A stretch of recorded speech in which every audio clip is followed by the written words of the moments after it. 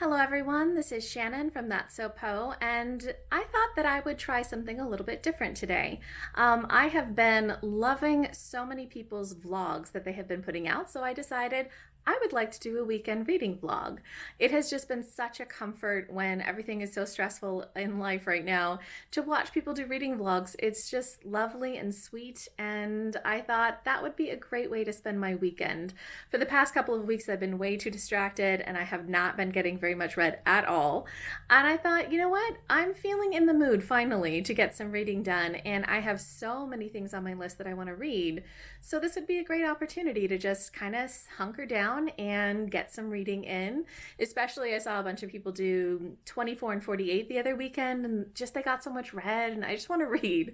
So that's what I'm going to do this weekend. We'll see how much I end up getting read.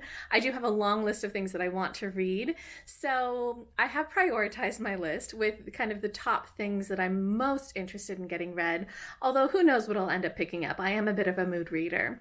So top on my list is The City We Became by N.K. Jemisin. This is a book that I'm buddy reading with Rachel at Kalanadi and Paul at Weymouth, who I will link below, and I am behind.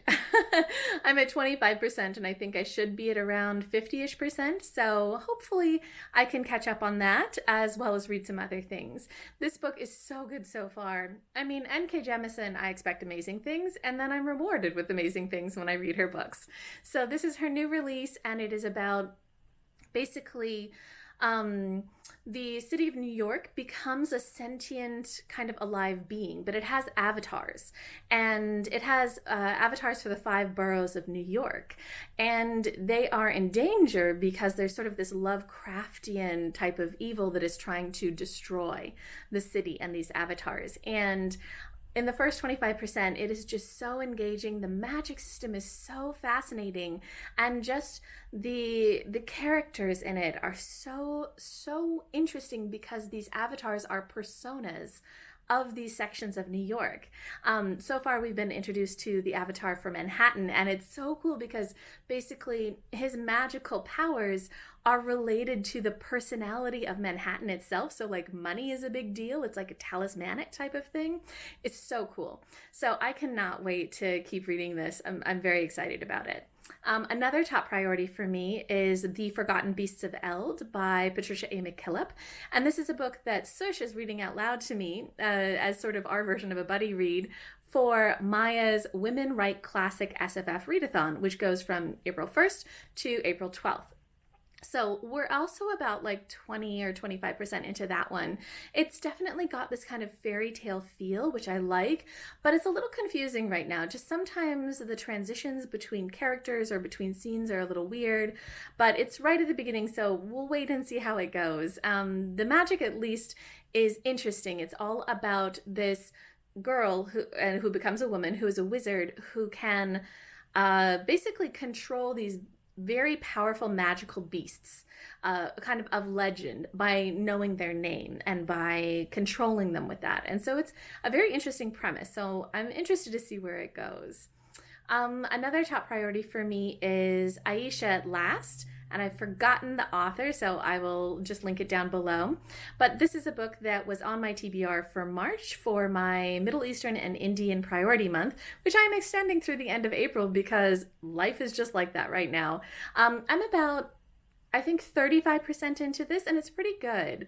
I really especially like, there is so much in it about the culture of South Asian immigrants into Canada. So it takes place in Toronto, and it follows a community of Muslim immigrants, and it is a Pride and Prejudice retelling, but it's not, I don't think it's like so overdone. You know, it's not like a one-to-one correspondence of characters in Pride and Prejudice in this, but I think it's just that idea of people who are in, you know, at a marriageable age, and one of them is a little bit proud, one of them is a little bit prejudiced.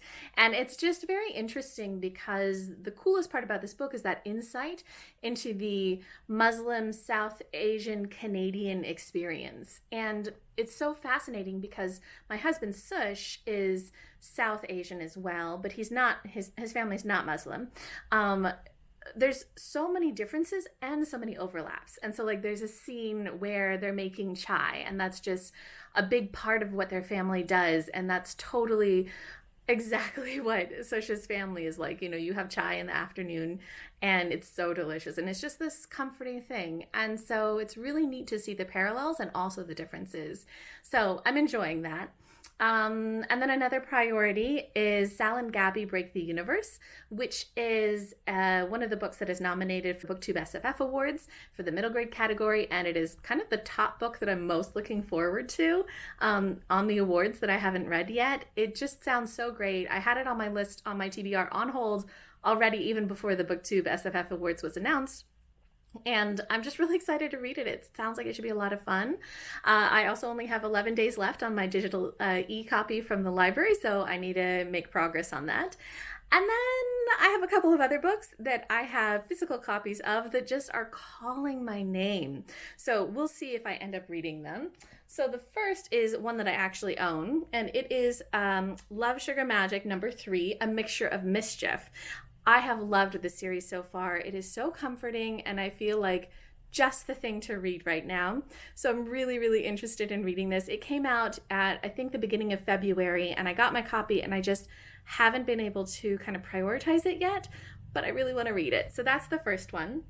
And then I have a couple of library books. So the first is Untamed Shore by Silvia Moreno Garcia. So this is I think like a mystery thriller. Silvia Moreno Garcia writes all of these different genres. Each book she writes is a different genre. And I don't know, I just love Gods of Jade and Shadow so much, and I just want to read everything by her. I haven't seen as many people talking about this. Lots of people are excited about Mexican Gothic, which is upcoming in, I think, May or June. But this one came out in February, and I'm just really excited to read it. Her writing is so great, and I just want to read everything she writes. And then the last thing that is really calling my name is Princess Ever After by Katie O'Neill.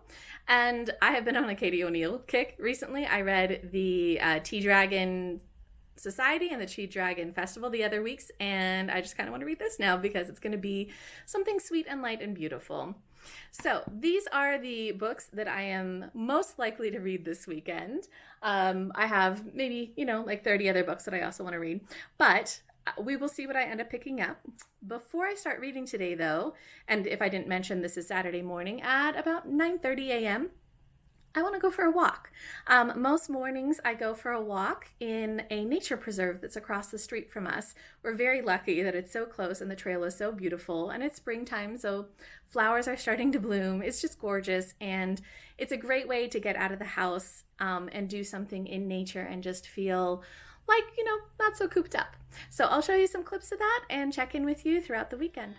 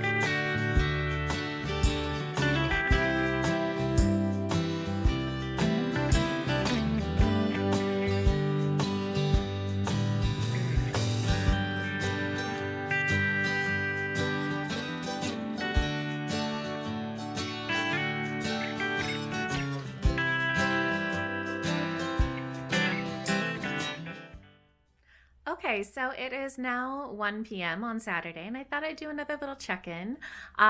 This morning I went for a walk. It was very gorgeous outside, and it was just nice to get out of the house. And then I came back, and my husband Sish and I had some mid-morning coffee and some biscuits, aka cookies, which were good. We watched some BookTube. We like to do that together, especially during meals. We just are very into watching BookTube. And then I got started on some reading. So kind of one of my big priorities is The City We Became, and I wanted to catch up a little on that. So I read until about 40% of the book. It's so good. It is so good. Again, I really don't expect anything less from N.K. Jemisin, but wow, the world building in this is fantastic. And this idea of kind of taking a Lovecraftian horror element and using this story to reject a lot of the racism and bigotry and sexism of Lovecraft. I think that's excellent. It's very, very cool. And just the way that the magic system works, where each avatar of the boroughs of the city have their own magic and ability to fight against this evil based on kind of the personality of their borough. Things like Brooklyn has all of this strength in music, and yeah, it's just so cool. It's really neat, and I'm loving the magic. I'm loving the characters.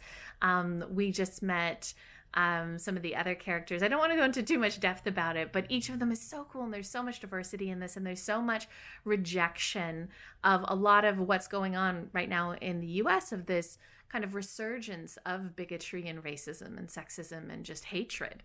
And it kind of feels like this story is about the strength of the diversity of places like New York, and just the strength of banding together and recognizing how great that diversity is, how powerful it is, and rejecting the kind of the hatred of everybody that is different. I really like that message, and it is super good. And K. Jemisin's amazing. So I can't wait to read more of this, but I will probably wait till tomorrow to pick this up again and switch to some other books later on. For now, it is time to go have some lunch, and then we'll see what the afternoon holds.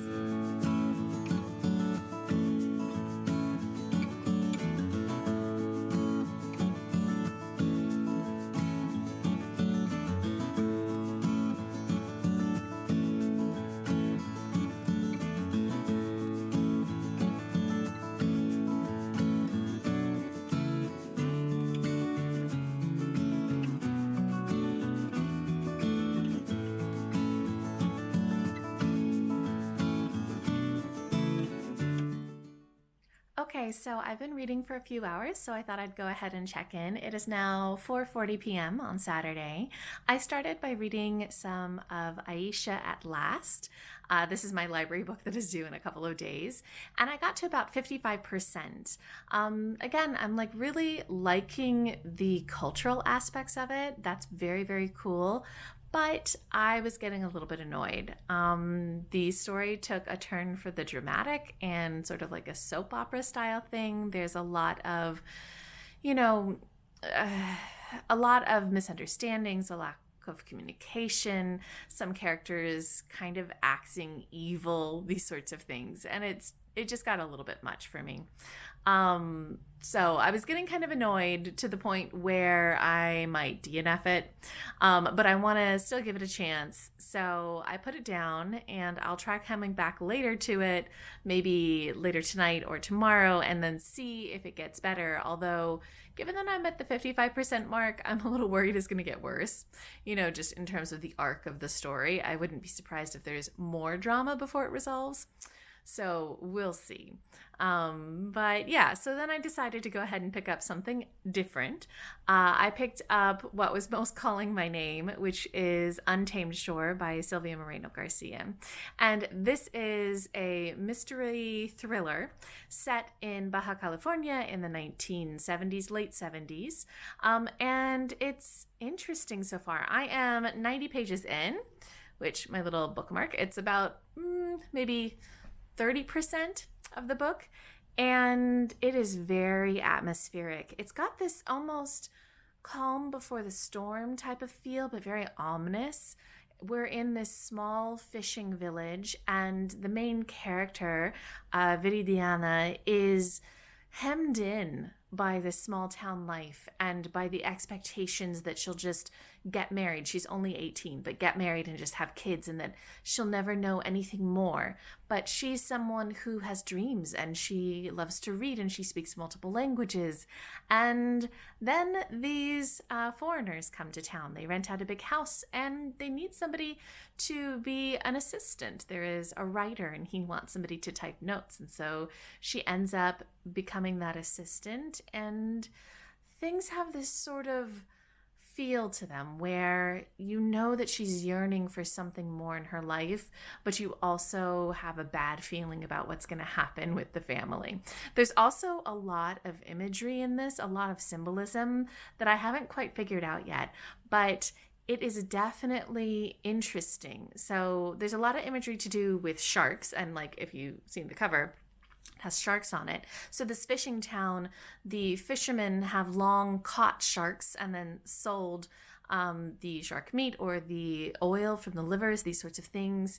And Viridiana feels this sort of compassion for the sharks who are just living their lives and are killed. And it's so interesting because I feel like in a lot of ways she is representative of the sharks, where in general, you know, just living her life, and in general these people are fishing them and killing them, but they have such power that is underlying and such danger if people press them too hard.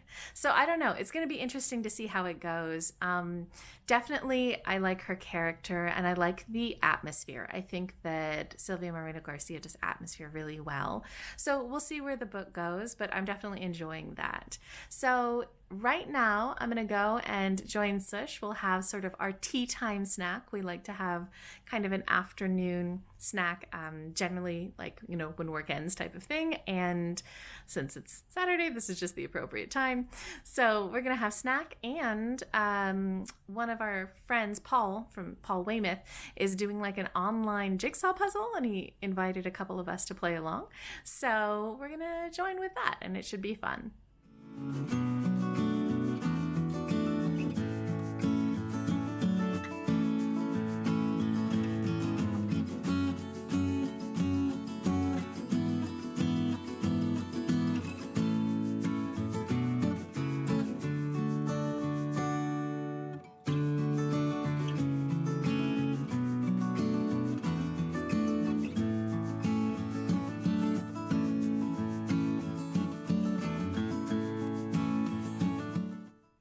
Okay, so it has been a few hours and I thought I'd check in again.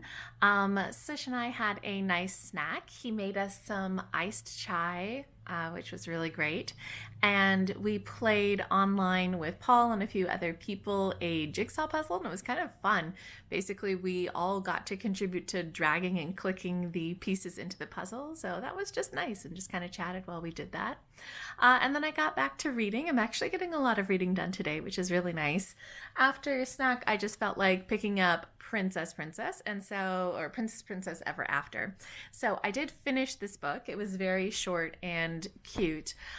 Katie O'Neill has such a beautiful art style. I absolutely adore her art. The story itself was sweet. It was a little bit younger.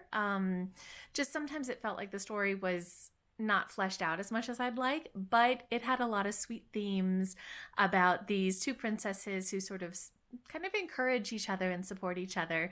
One of the princesses, the blonde one, is somebody who's dealing with not the nicest people in her life, and a little bit of kind of criticism and putting her down constantly. And what's really interesting about that is that then I went back to Untamed Shore. I had gotten to page 90, I think, before, and then I read to page 170. So now I'm, I don't know, close to 2/3 through. But what's interesting in that is that the main character, Viridiana, she is also somebody who isn't really treated well by the people around her. She's somebody that's kind of disliked, and people put her down a lot. And it was just very interesting to see that paralleled in this book as well. Untamed Shore is definitely really interesting. I'm liking the atmosphere so much, and now we're getting into sort of the murder mystery part.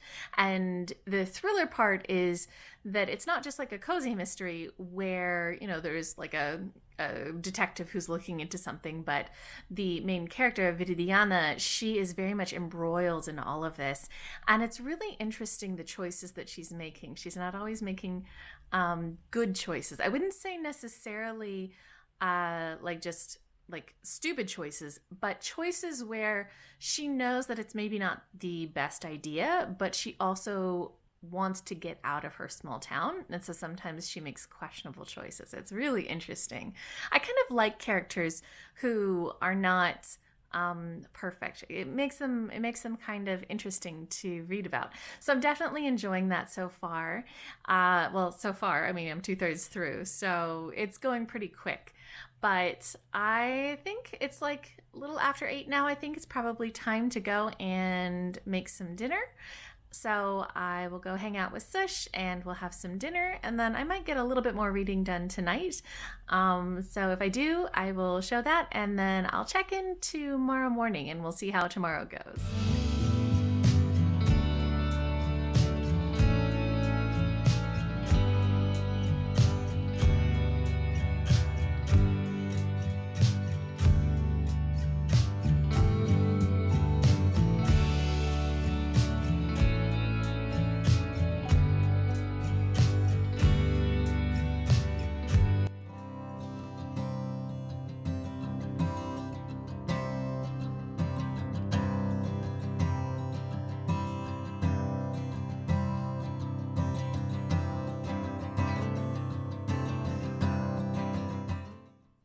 Okay, so it is now Sunday morning, just after 9 a.m., and I thought I'd do another check-in.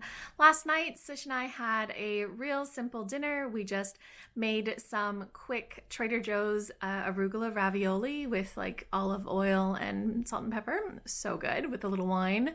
And we watched some Netflix. We watched Ugly Delicious, which is, I believe, hosted by David Chang, and it's just him exploring different types of food. So we watched an episode about curry last night, which was fun.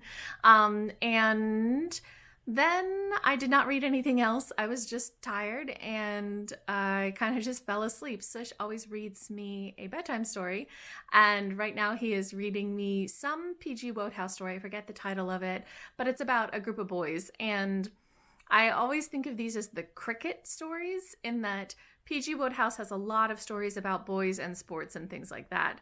And sometimes these stories just put me to sleep immediately. So poor Sush, he's been reading this story forever to me, and I fall asleep after about 3 sentences.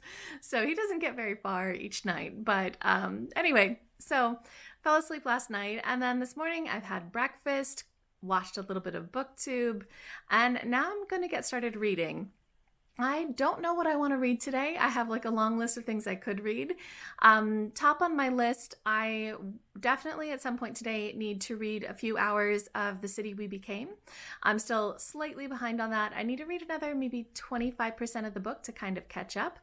So I'll read that at some point. I also should either DNF or finish Ayesha at Last, because I think that's due tomorrow. And I'm halfway through it. Libby estimates that it'll take me another 2.5 hours to read it. So either I read it or I DNF it. Those are kind of my choices. But I don't really feel like starting with either of those. There is a big part of me that just wants to start a new book, but there's the other part of me which is like, maybe we should read something we've already started. So I think I'm probably going to pick up Untamed Shore. Oops, my books just fell over. So I think I'm probably going to pick up Untamed Shore. I have, I don't know, about 90 pages left in this, something like that, maybe 100 pages left in this. So I might just read that and see if I finish it this morning. So I will check in with you guys later on in the day and see what I've read.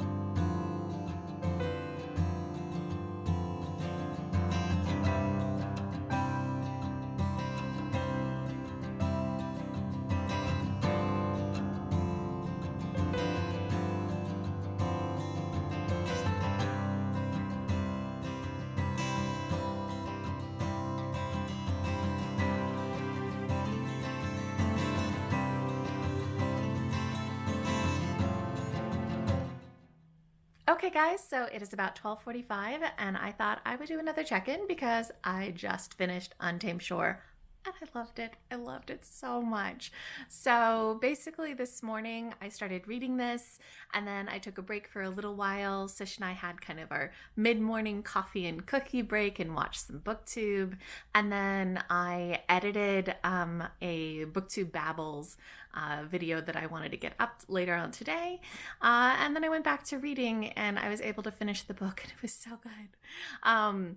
So I can't remember everything that I said about it before, but wow, I just love Silvia Moreno-Garcia's writing. I think that I noticed a lot of parallels between Untamed Shore and Gods of Jade and Shadow, which is the only other book of hers that I've read.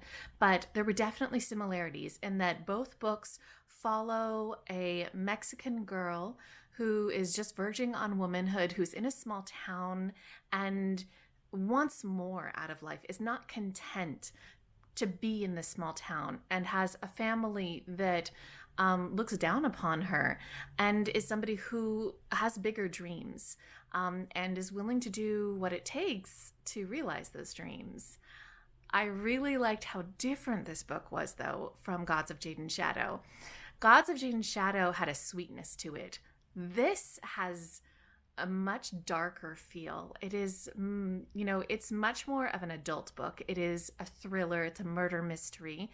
Not a murder mystery, it's a murder thriller. It's not really a mystery, but it's got some bad characters. I mean, some really bad people in it. And our heroine, Viridiana, is not angelic.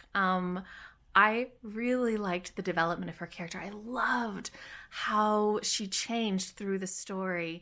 And I really loved that I did not see where it was going. And it was just so cool. Also, there was some really fun references to classic movies throughout. And just, oh man, the atmosphere.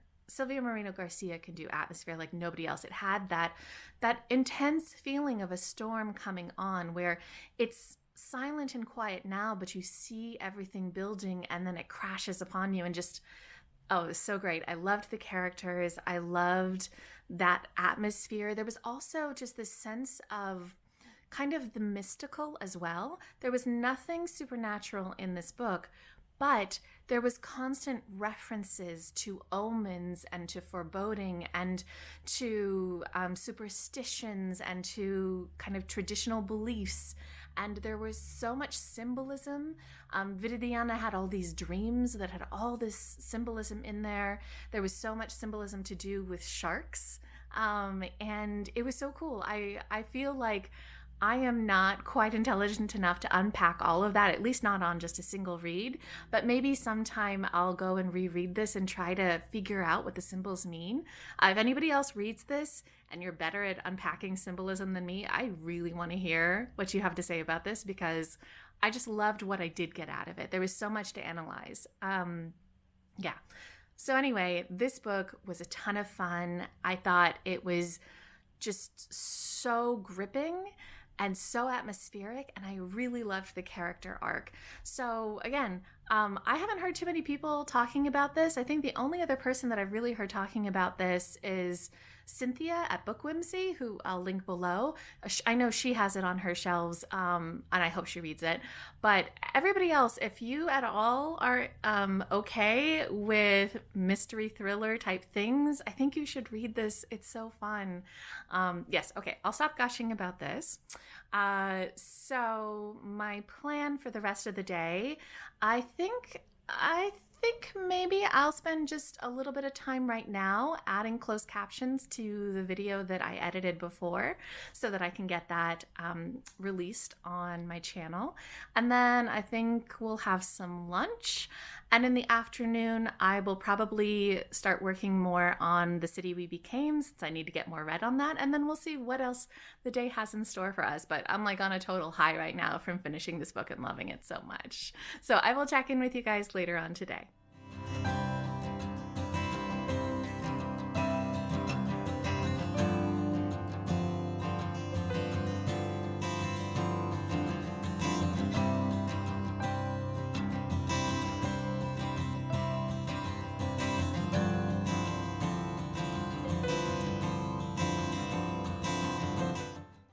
Okay, so it is 5:15 p.m. and I just wanted to check in again. I just finished reading a few chapters of The City We Became by N.K. Jemisin. I'm now at 67% and the action is intense. It is so, so cool. This book is super just awesome in terms of the kind of mythology that it's creating, as well as the action scenes and how cool the characters are. I'm loving this book so much. And you guys, if you were thinking, oh, I need to get to that book, you need to get to this book like right away. It is so, so good. I wanted to read chapters 7 through 10 today, and I got through 10, but after chapter 7, I had to immediately get onto my buddy read and like share some of my thoughts, because chapter 7 was just my favorite so far.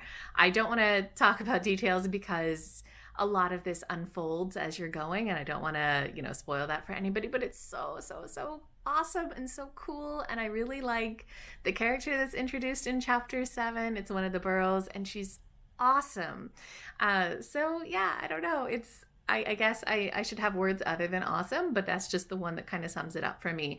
I really love, as we're getting further into the story and the kind of world building is deepening, and we're learning a little bit more about what's going on and how the Burrows are, connected to this Lovecraftian other dimension, and about what gives them power and what they have to fight against. It is so, so cool. And just, you can tell that there's a lot of love of New York that is going into this story, and it's beautiful.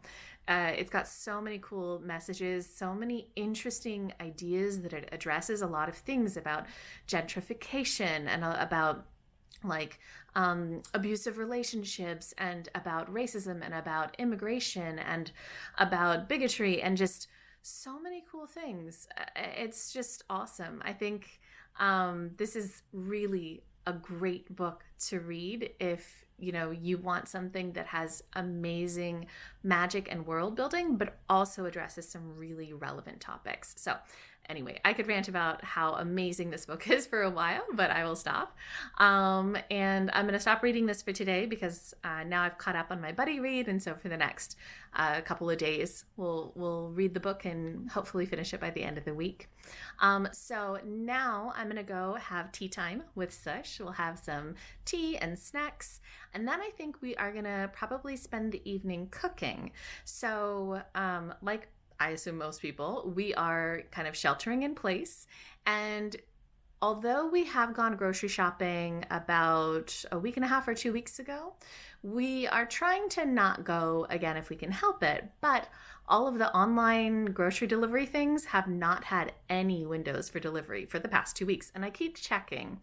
And I checked Safeway a couple of days ago, and they had a delivery window open for this weekend. And so I grabbed it and I ordered some stuff. So now we have some fresh food. A lot of what we've been eating has been leftovers and things like that, but we have some fresh food, some vegetables and stuff. So I'm going to cook up an enormous pot of some Thai red curry, just coconut milk, curry paste, and bunches of vegetables and stuff.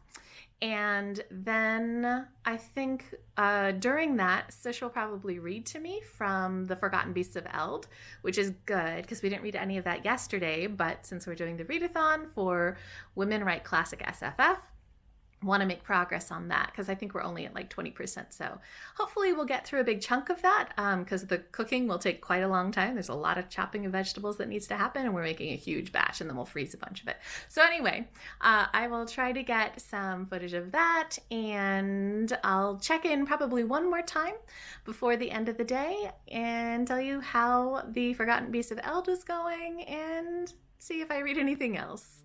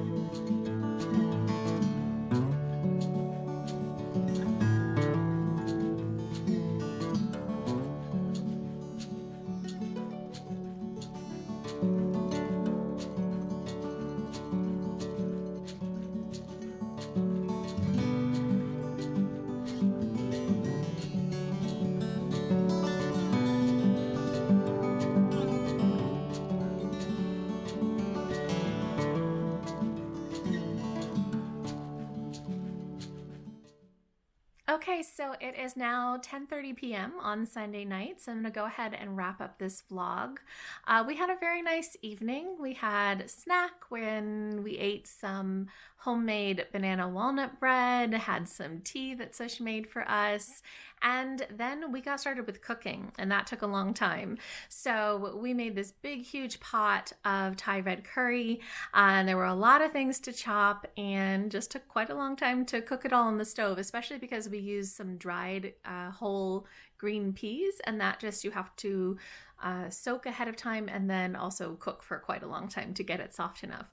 But it was nice, and we had so much of it, so that'll be great to fill up our freezer with lots of leftovers. And while I cooked, Sush read to me. So he read to me from The Forgotten Beasts of Eld. We started around 20% and we got through till about 33% today. The story's okay so far.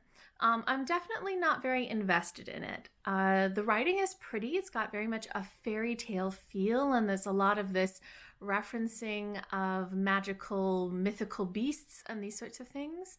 But I'm not really necessarily connecting to the characters or the story yet. Maybe it's just starting to pick up, though. We are still in the beginning. Also, there's little hints here and there of things that maybe I'm going to have some problems with, just some ways that I think femininity is portrayed and the ways that certain relationships go.